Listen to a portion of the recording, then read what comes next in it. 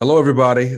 Thank you for being here with us. Also, thank you for being patient. No, we're hopping on just a few minutes behind, but we're glad you're here and we are excited for the conversation. So I'm Tyron Hoyston, here with United Way of Greater Stark County. I am the Get Connected manager, and Get Connected is our program that helps to build education into workforce pathways for high school students, local area high school students. So let's just start. Let's just start with some thoughts. You know, in recent years, we have seen our nation struggle with diversity, probably more than just in recent years. We've seen our nation struggle with diversity, equity, and inclusion across all of our communities. But it does seem like in 2020, many of these issues sort of reached a boiling point. And at United Way, we recognize how critical change in this area is needed for our community to be able to grow. And we feel it's our job to help our community do the hard work, even though sometimes it may be uncomfortable, right? It's still necessary, right? And so 3 years ago, we started something called Project Blueprint, which recognizes the inequities of representation on local boards and committees. And over the past year, we've delved even further into understanding others' viewpoints, which has led us into conducting a community listening tour of minority-led and serving organizations, and now designing a new program focused on the minority community. So that's just to kind of give you a little bit of overview and frame our discussion. But it's not just me. It's not just me. I'm in good company. So I want to take a second to introduce those panelists who are going to be here with us, who are going to share some awesome insights. So if we could, also please be mindful, I want to say this before they start, at the bottom of your screen, if it's not there now, it should come up, but at the bottom of your screen, you should see a Q&A section. So as we go through this and you hear something that makes you want to learn more, or you have some questions, or you want to get something expounded on, please type that question in the Q&A throughout the discussion, and we will get to it at the end. We'll get to as many as we can by the end. But if nothing else, I want to get to our panelists. If you could just tell us a little bit about yourself, as well as the organization that you represent. Krista, if we could start with you. Yes, good morning, and thank you so much, Tyron. My name is Krista Allison, and I am with the Stark Education Partnership. I am the early education strategist there.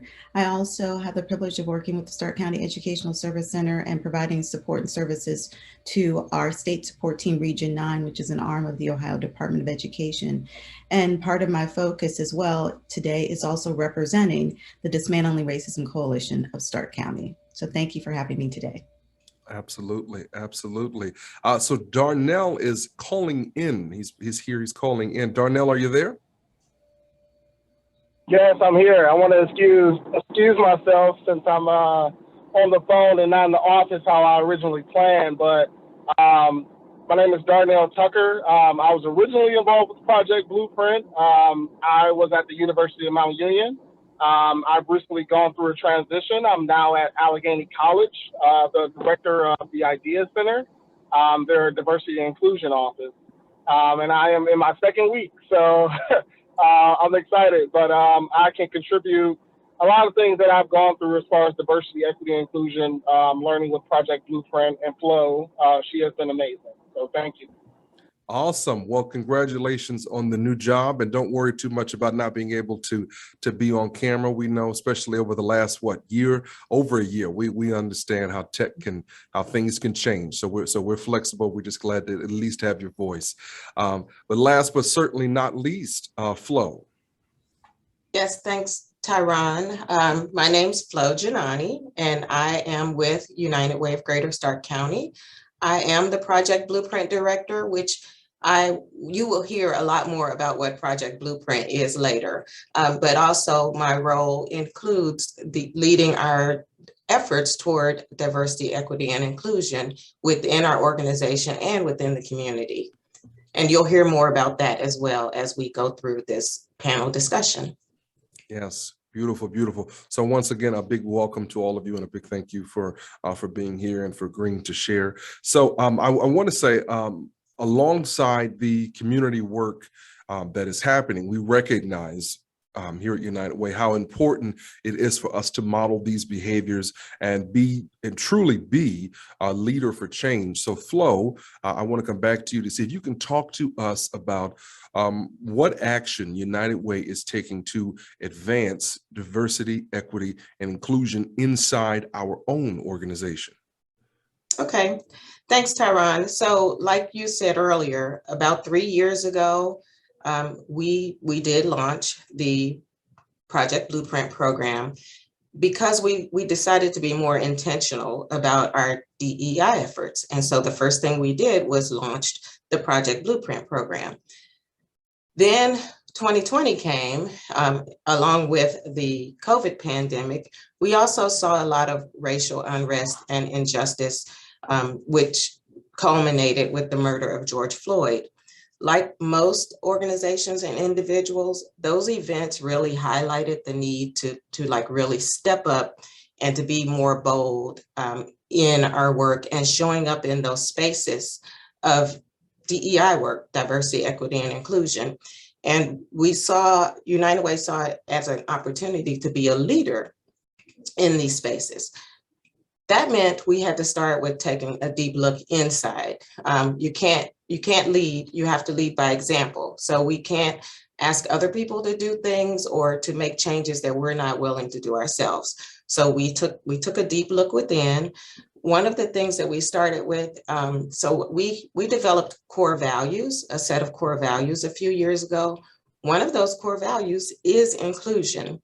And how we defined that as our core value is that we value, embrace, and respect the diverse ideas, talents, perspectives, and cultural backgrounds of every person. That means every person in Stark County, in Greater Stark County, so the people we serve. So one of the first things that we have decided to do is in the area of DEI training. So we are now required within our staff, our board, our volunteers, and even our funded partners. There is a DEI training requirement. And what that does, by everybody going through diversity, equity, and inclusion training, it allows everybody to tap into their full intentions or full potential. And it provides education and support for people to grow interpersonally, for organizations to grow internally and externally. It is also an opportunity. One of the main tenets of diversity, equity, and inclusion work is increasing an awareness of implicit or unconscious bias. And not only the awareness, but to give some insights as to how you can just being aware that they're there, owning it and acknowledging that they're there and that they exist, but then taking it a step further and figuring out how to not allow them to impact how you interact with others, and thereby, particularly for nonprofits, allowing it to impact how you respond and reach out in service to others. That it also gives people the opportunity to learn how to interact effectively with people from different backgrounds, different cultures, different life experiences, and different values. And then you're able to see people where they are, not only seeing them where they are, but allowing them to be who they are and coming alongside of them to meet their needs, whether that's your coworkers, your colleagues, or the people you're serving, or even strangers. Beautiful. Beautiful. I love that. Thank you for that, Flo. I do have another question that I wanted to ask. But before I do, I want to just throw in one more time for anybody who may have missed or anybody who might have come in a little later. We do have a Q&A section. So we want to make sure that we that you walk away from this with as much value and insight as possible. So if you hear anything that you want to learn a little bit more about, if you have a question, please go down to the bottom of your screen. There's a Q&A section. Type that question and we'll come back to it towards the end. But for now, yes, that was all great, Flo. And Project Blueprint is a perfect example of how United Way is helping to promote community diversity. Is there anything else, any more that you can tell us about the program? About Project Blueprint in particular? Yes. Yes. So diverse representation on nonprofit boards, not just in the greater Stark County community, but across our country, really, nationally. The diverse representation has been stagnant at about 20% for about the past 15 years. And even though more attention is being paid to this particular area, it really is not changing very much. And so we also know that organizations have a much better opportunity of advancing and meeting their mission and vision if they have those diverse perspectives and diverse viewpoints and applying the skills of those diverse people with those diverse viewpoints, allowing those to have an impact at those decision-making tables. Without those diverse skills and viewpoints and experiences, you're probably not meeting the needs of everybody in the community that's being served because they're not represented. So Project Blueprint's aim is to allow an opportunity for those decision-making tables to be more representative of the community when it comes to ethnic and racial diversity. So Project Blueprint trains and prepares emerging and current leaders from the BIPOC community. And I know BIPOC is a term that a lot of people aren't really sure what that means. So it is, it's an acronym. So it's Black, Indigenous, and People of Color. So it's a more inclusive term other than some of the other terms that we tend to use. So it allows people from that community to go through a series of training and experiences that helps them to serve more effectively and confidently and use their voice at those decision-making tables here in our community. Yeah, that's great. I want to throw in a question, and this is for anybody on the panel, anybody who wants to answer. And I think the answer would probably be obvious, but I still would love to hear what someone's take on it is. Flo, I heard you mention a couple of times the thought about everyone being at the table, those people who are maybe most affected by the decisions being made, those people being at the table. Why is it important that everybody be able to have a seat at that table and not just be on the menu, not just to be at the menu, but to really have a seat and have a say? Why does that matter? So Tyron, I love that question because there's a saying that there's one thing to be at the table, it's another thing to be at the table.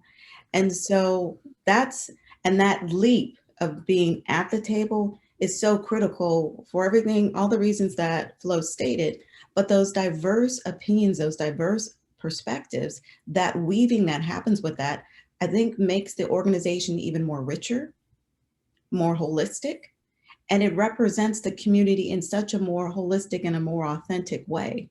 And so those voices and those perspectives are so critical when you're having all those voices at the table and you're really intently listening. It's one thing, again, to listen, and it's another thing to listen intently. And for most organizations to grow, to really grow, and to follow that mission that they said that they have on their placard, those ingredients are necessary. And so your question just bolts, it's such a bold question. And it's one of those things that I'm so happy that we have that in our community, Project Blueprint, because it forces our organizations and corporations to come together to really look within, to have those hard conversations and to say, how can we really grow and represent the people that we say we are serving? So yeah, that diverse perspective is critical to growth. Beautiful, yeah. Yeah, don't just talk about it, Yeah. be about it, right? Go ahead, Darnell, were you going to say something? Yeah, if I can just piggyback off that thought, it really brought up a little bit about what we talked about in Project Blueprint as well, as far as whether we like to admit it or not, we're limited in the way we think because we're limited in our lived experiences.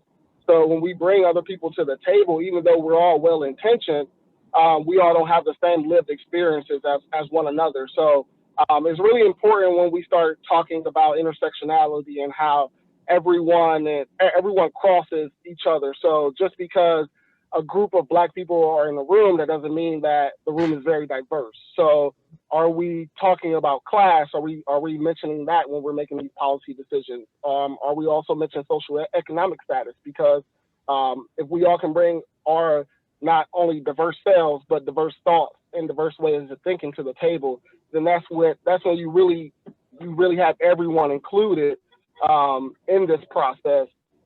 And so I think that's kind of the most important piece as far as bringing everyone to the table, is really thinking about intersectionality and how we can all complement each other. Mm-hmm. Can I add another piece? Because what was said was just also, it just reminded me of something. I was just making some connections here with respect to bias and the fact that when you have those diverse opinions and perspectives, it also helps you, if done in an appropriate way and in a safe way, to start to recognize your own implicit biases that you might hold, or explicit biases. Because when you start seeing those diverse perspectives and those intersectionalities and those opinions and those lived experiences, you come to realize that, wow, I didn't realize that. And I might be harboring some type of implicit bias. Because again, all of us are biased. We've grown up in a bias fog, but that diversity helps to bring that out a little bit. And again, if done in that safe space, will hopefully help us to not only check our bias, but to take the precautions and the necessary steps to kind of wreck that bias and to have the courage to walk through that, so that we can not only wreck the bias, but begin to move through it and accept it and to understand how to see and meet people where they are. Perfect. Thank you. Thank you for that. I appreciate that. So Darnell, I want to come back to you actually, but kind of switch gears just a little bit. So I know that within the last few months, that we hosted our graduation for the second cohort of Project Blueprint. And so a big congrats to you, Darnell. I know you were a part of the recent class. You just got all kind of great news. You graduated Project Blueprint, you got a new job. It's been good for you. It's been good for you. But I do want to ask you, Darnell, yeah, I do want to ask you, what attracted you to participate in Project Blueprint? Oh, that's a great question. For me, I think once I heard about the opportunity and what it was, that kind of, the program sold itself. So, and I also took it as a little of a compliment because there were supervisors and people at the administrative level at the University of Mount Union who saw me as a young leader, and they thought there's benefits both ways, so that I can benefit Project Blueprint and Project Blueprint will benefit me as well. So just hearing about the opportunities and mostly the exposure, because I'm big on networking and exposure, and those seem to be the main pillars of the program, along with engaging in diversity and inclusion. Just because coming from a bigger city such as Cleveland, I was in small town Lyons, Ohio. I'm pretty sure I talked off everyone's ear who would listen about diversity and inclusion and developing, because my main source was college age students and mentorship. So just hearing about the program itself, even when I tell friends about it, the program sells itself. And then when you're exposed to people like Flo who can connect you to other people, it's an opportunity you can't pass up on. So the program kind of sold itself for me. That's beautiful. That's beautiful. So we heard what you thought prior to taking the class, the program, excuse me. But now that you've gone through it, what are your thoughts now? What did you get out of it? What tangible things that you get from it that you're going to take with you on your journey? For me, I believe I was more of an unintentional leader. So my mentorship and leadership just kind of came with the relationships that I had. So just like coaching in the area, and being in organizations regarding diverse leadership. But after the program, it really made clear to me that I can be intentional about my voice and I can be intentional about my actions within the community. And just learning about the steps to be more of an intentional leader, because yes, you know that your voice matters, but when you're armed with the right information and you're guided into leadership and understanding of Robert's rules, and you get more of an understanding as far as how things work at the board level, and just when it comes to planning and things in general, I think it equipped me with being more confident when I'm in those conversations or when I'm at the table. I'm not just at the table just because I believe I should be there, but now that I'm there, I feel like I'm equipped to handle anything that comes with those duties. So really, Project Blueprint gave me the confidence that I think I already had, but it kind of just brought me out, and it made me more informed. So now when I am at the table and am in these conversations, even in my current role, I just feel more prepared, to be honest, after taking the class. That's great. Thank you. Thank you. I heard you say something about being armed with the right information and being an intentional leader. That really stuck out for me. So thank you for sharing that. But one thing that I love about all of this is that it helps us all to truly see each other, right? To see each other. You know, when we truly see each other, we can work together. That seems to be the theme of all this. We can collaborate, and collaboration is key to this work. And it's hard to make any substantial change without bringing the community together. So following the unrest in May 2020 with the murder of George Floyd, a major collaboration was created between many community organizations, including United Way. So Krista, can you tell us about what the Dismantling Racism Coalition of Stark County initially set out to do? What did it set out to do?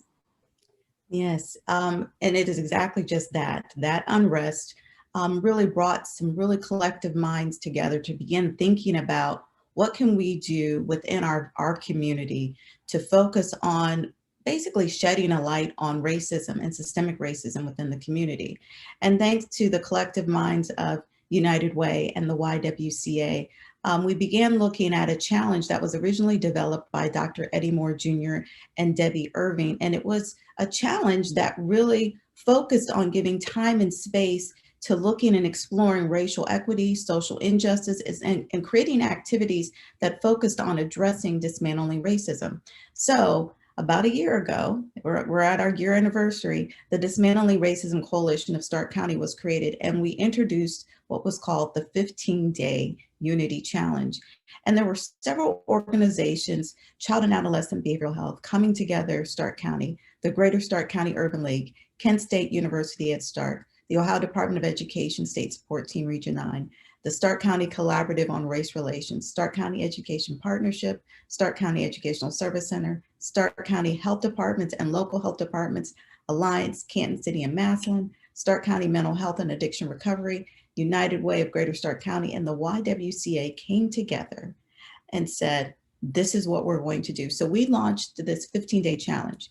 We weren't quite sure who was going to sign up, who was going to endorse. All we knew was that we needed to do something. You may have seen that organizations were putting together their statements. And we said, those statements are good, but it's what are we doing to move even beyond that?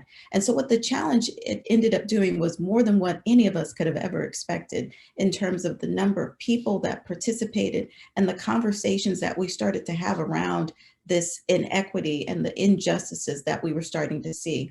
In fact, we've had over 2,200 community members that have participated in the challenge.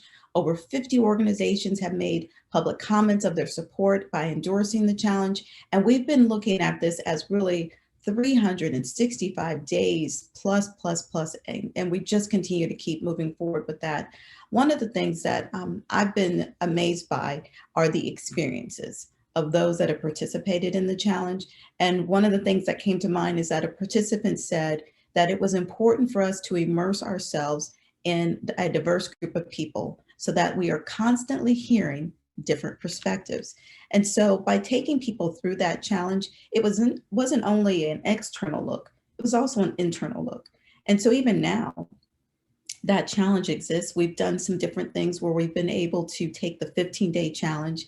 We've been able to pare it down to an 8-day challenge. And we've been able to work with organizations who are intent in looking at this work and really peeling back those layers of whether it's bias, their policies, their organizational structures. It's a really great link actually to Project Blueprint and really and looking at those layers and having those hard conversations within organizations. But it's not just for the organizations, it's also individuals as well that have signed up and have participated in the challenge. So that's been the work since last year, and it has been a roller coaster. There's been so much learning. There's been a lot of unlearning and relearning.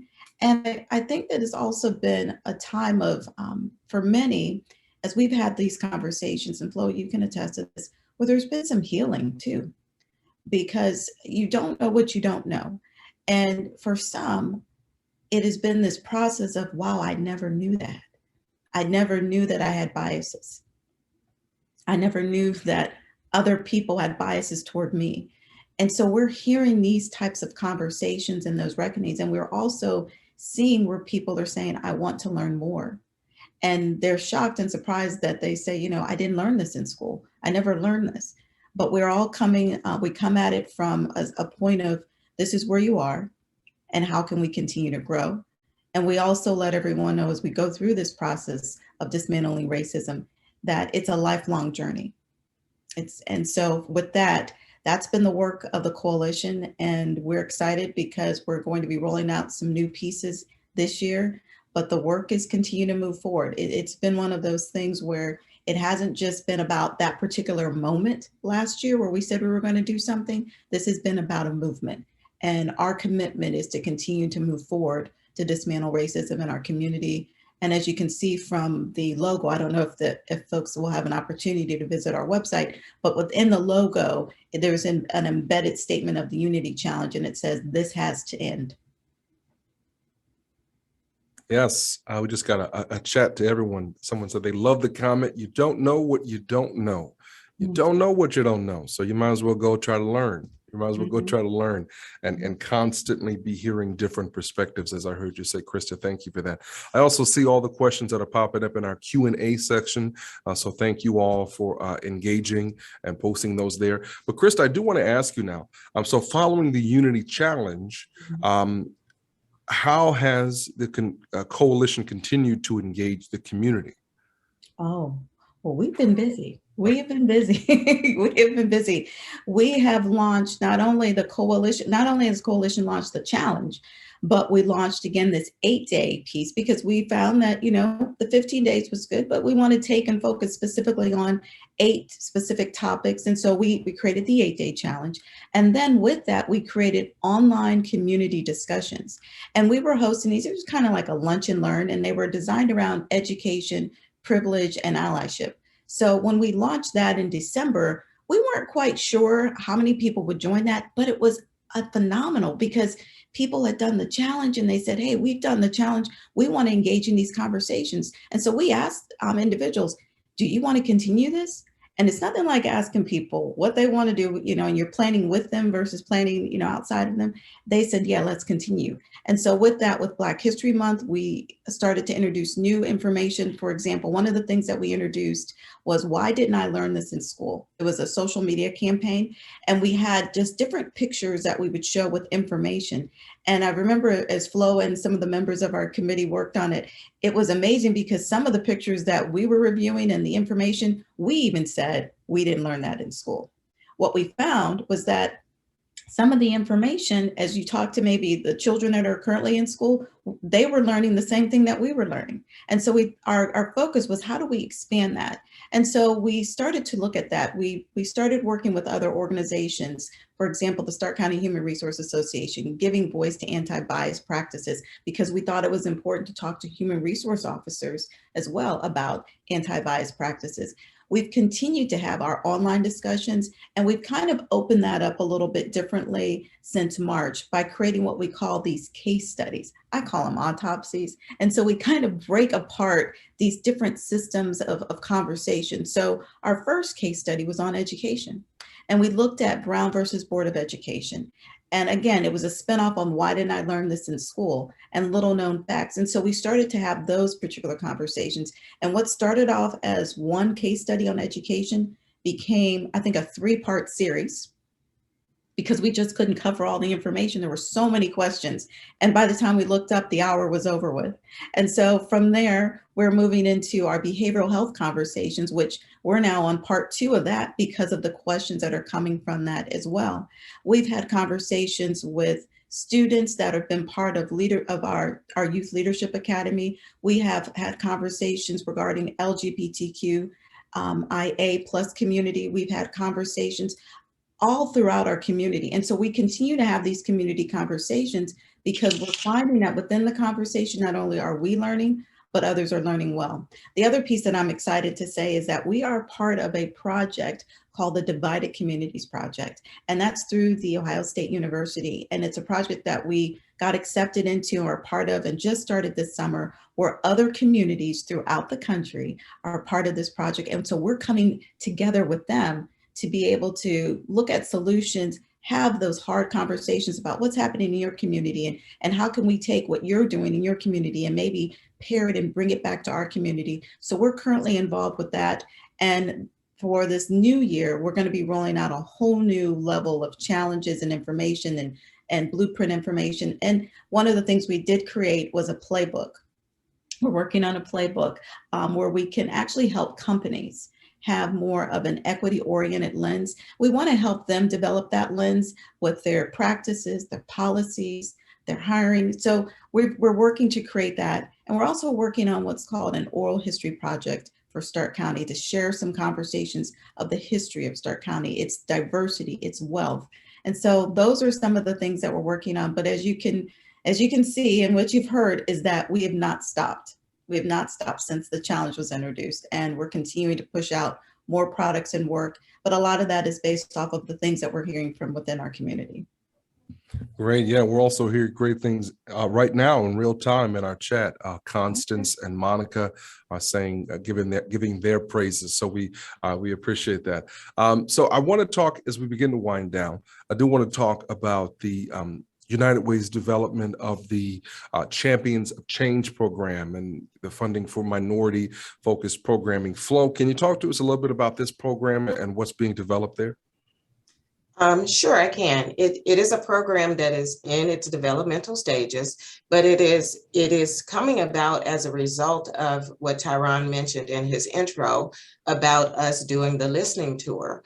And during that listening tour was basically just myself making contact and having conversation with various BIPOC leaders in our community, either BIPOC-led organizations or BIPOC-serving organizations, or just community members, influential community members. And the goals of what I was trying to learn during that time was to better understand the landscape and opportunities and challenges faced by the nonprofits and BIPOC-led organizations in our community. But not only that, but how do we develop and support them better? One of the things that we noticed when we did our deep dive looking into ourselves, we acknowledged that we had not been funding those types of programs as much as we would have liked to have. You know, we had to be honest about that. So that was one of the things that we wanted to change. So one of the questions that we as an organization decided to try to figure out is how can we offer a unique funding and resource structure that will increase our investment in the BIPOC-led and BIPOC-serving community here in Stark County. So United Way is a part of a vast network of other United Ways across the country. And the good thing about that is when other United Ways are doing great work and creating new programs, we have access to that. You know, we see it, we're able to tap into it and talk to them about those things. And most of them are very willing to share what they have done. That's kind of how we came about with the Unity Challenge as well. We gleaned from what another United Way had done. So when it comes to this particular Champions of Change, this we discovered through United Way of Greater Cincinnati. They were 2 or 3 years ago, they were on this similar journey of trying to figure out how to do better in terms of making an investment into the BIPOC community for Cincinnati, and for us, we're talking Greater Stark County. So anyhow, we discovered that they have this program, and I've been in communication with them, lots of communication with them. They've shared their information with me. We've decided that we want to try to offer that here in Stark County. Maybe not the same as what Cincinnati has, but something similar that will work for Stark County. And what it is a 1-year leadership and design program where the participants will ultimately be charged with creating a grant process that will invest in BIPOC-led ideas that align with United Way's funding priorities. It will change the paradigm of the traditional funding process and gives opportunities for more diverse voices to participate in that process. We're not talking diverse only by race, but we're also talking diverse in terms of age and experience as well. What is very unique about this program is, I like to say, it is of the people, by the people, and for the people. So they will create the program, they will determine the parameters of the program, they will run the program, they will recruit the people who will review the application process. I love this idea. The thing that made this idea stand out to me, and our leadership decided that we wanted to bring this here. I shared this before. There is a quote that I latched on to when I first started doing work in the DEI field. And I believe it has its origins in the disabled community. And it says, "Nothing about us without us." And that's what this program seeks to dispel. You know, like, how can you create a program that meets a group of people's needs if they're not represented in the creation of or having a voice in to say what those needs are, or what looks like help to them? You know, like, outsiders can look in and say, "Oh, well, we think this might be helpful, or we think this might be what we should focus on." But who better to identify what they need or what's the priorities than the people from within that group? So that's what Champions of Change seeks to change and to bring to our community. Love it, love it. Flo, Liza, and Elizabeth in the chat, they love "Nothing about us without us," as you know I do. So I don't know, Liza and Elizabeth, let's see if we can have a discussion about how we can get the t-shirt made. We're gonna have the t-shirt made for when we do this next time. Okay, so as we prepare, we're gonna do our Q&A because we got tons and tons of, well, a few questions. Is there any closing thoughts that anyone might have? Krista, Darnell, Flo, any closing thoughts anyone might have before we open up? Go ahead, Flo. One thing I do want to mention in terms of collaboration, I think this is important to say.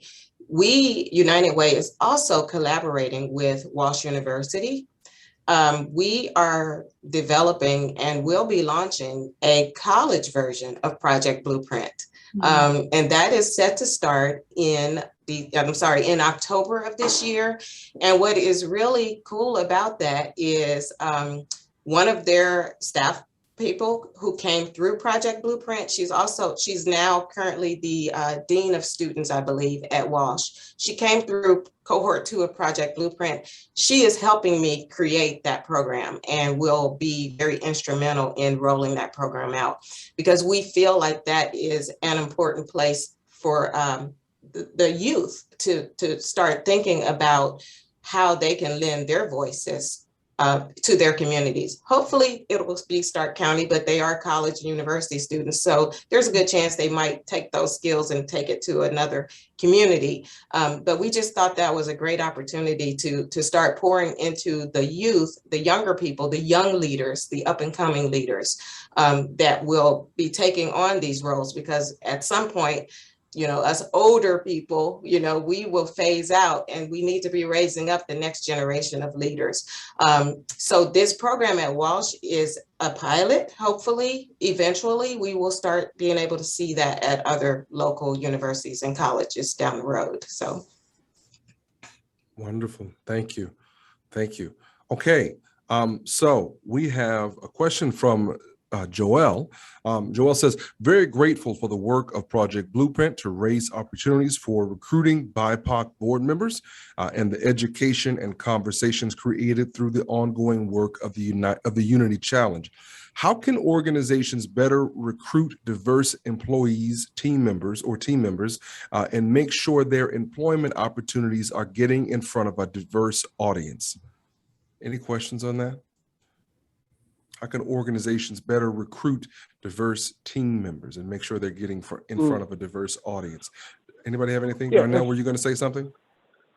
Yeah, if I can jump in on that, just because I've been in some conversations at Mount Union and going to be in some future conversations at Allegheny as far as hiring practices, when we talk about that seat at the table, we have to have diverse hands and diverse voices in these policy meetings, because these are the important meetings that these policies will be given through for the entire academic year. And I know this is just higher ed, but I think it folds over into other organizations as well. And so when we bring diverse voices in the meetings for those policies, then that gets diverse thinking involved as far as where we promoting our job opportunities, what websites are we using, are we diversifying our applicant pool? Are we asking certain questions in interviews? Because are we asking for an identity standard, a cultural standard when we're doing these interviews? Or are we just asking people who can do the job responsibilities?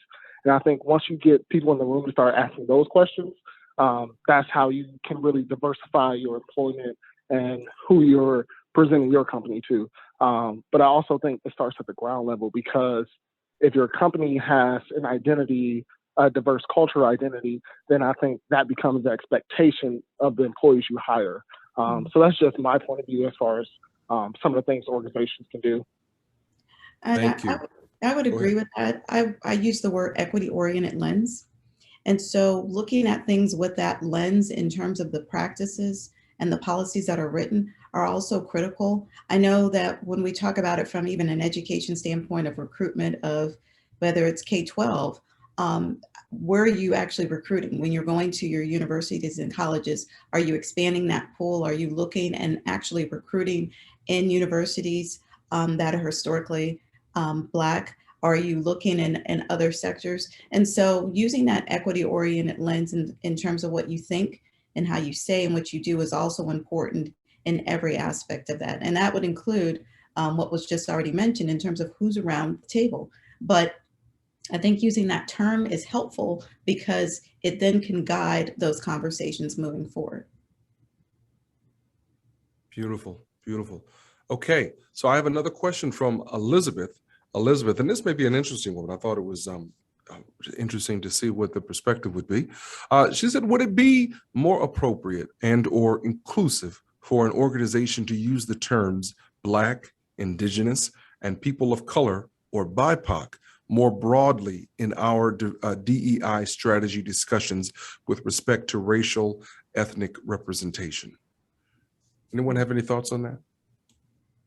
So if I remember, is the question basically, is it more appropriate to use BIPOC as opposed to some of the other terms? Is that?